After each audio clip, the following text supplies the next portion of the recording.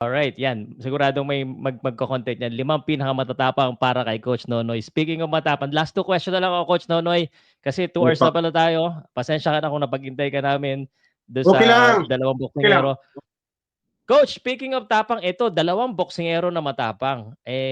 Magawan ko lang ng konting hype ito.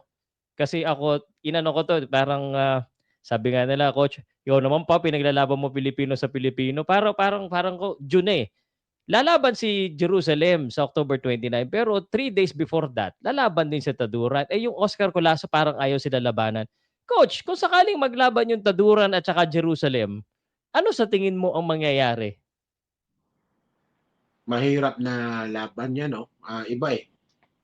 Si Taduran matapang. Yung isa, skilled na matapang.